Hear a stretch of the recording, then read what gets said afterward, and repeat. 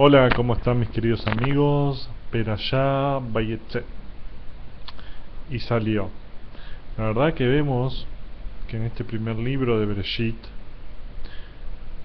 hay algo muy interesante. Vemos que casi en todo no hay ninguna mitzvah. Todavía no empezamos con la mitzvah. ¿Por qué? Y parte de Shemot tampoco. Recién cuando salimos de Egipto ya habla de la mitzvah de colocar el primer día del mes y bueno, muchas cosas. Los Jajamim preguntan ¿por qué en el libro de Bereshit no habla sobre las mitzvot que un Yehudí debe hacer?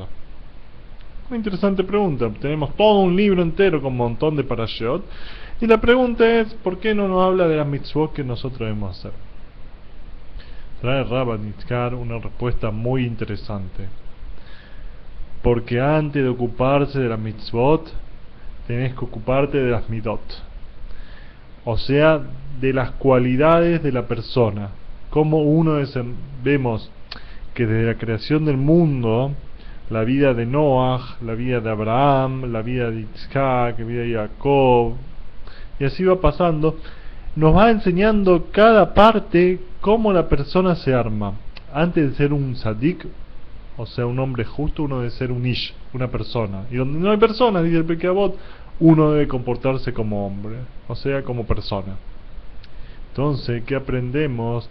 Que por más Torah que uno pueda saber, si uno no refinó, no armó sus midot, no es bueno, no es bueno. Primero hay que empezar formándose como persona.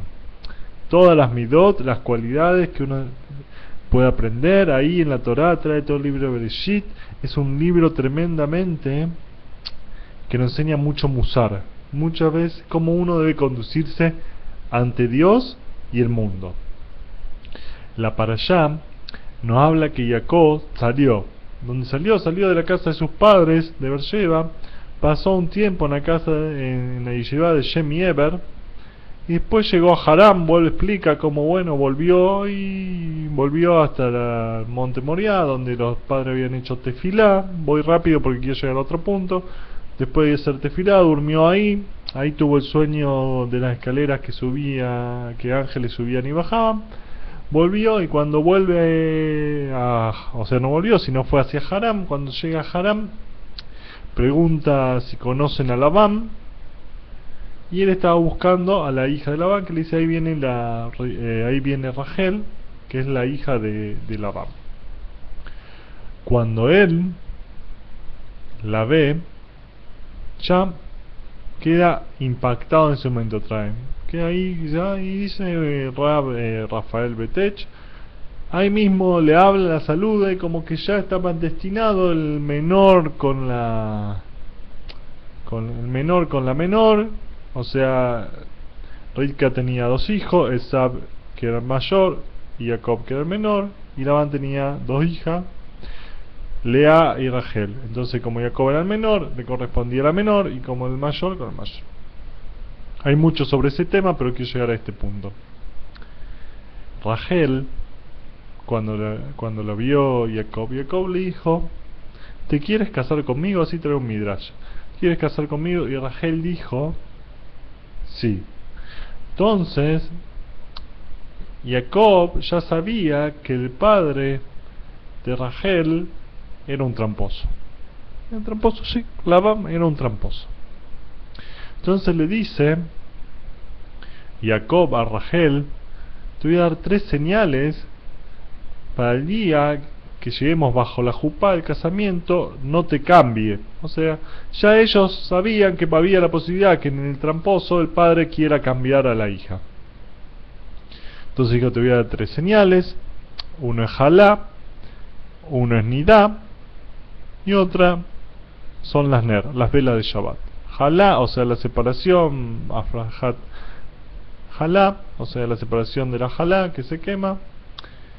La otra Nidá, las leyes de pureza familiar, y las velas de Shabbat. Esos son los 3 indicativos que una Bat Israel mínimamente tendría que saber, y esas son las 3 señales. Ahora, cuando vemos que van pasando, vemos que al final Labán, si vemos, seguimos leyendo, le termina cambiando a Rachel por Lea. No se había preparado para esta situación, no lo habían hablado en el primer encuentro Rachel y Jacob que esto podía pasar. ¿Cómo hizo para que suceda que Labán logró cambiar a Rachel por Lea? O sea, puso a Lea en el lugar de Rachel, perdón.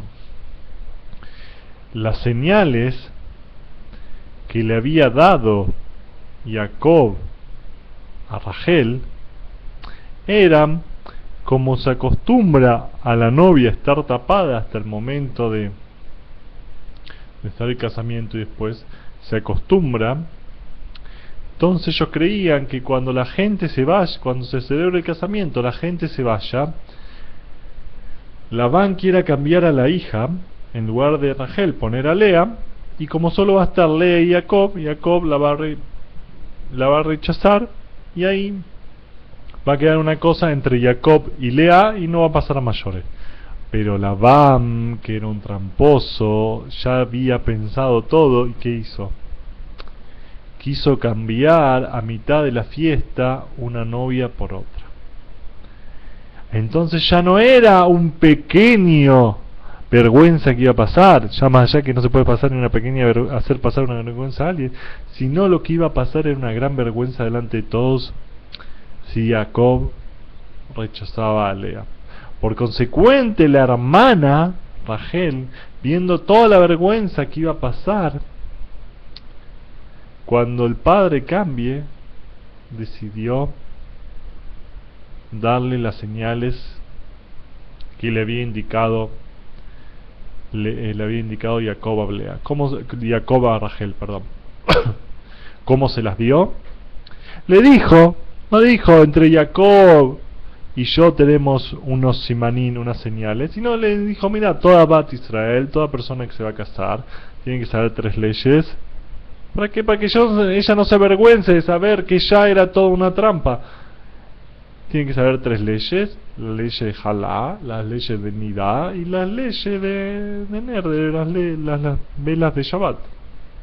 Entonces, si Lea no sabía que ese era el código, pero ya sabía que si le preguntara, se iba a estar preparada. Entonces, sí, ¿qué pasó?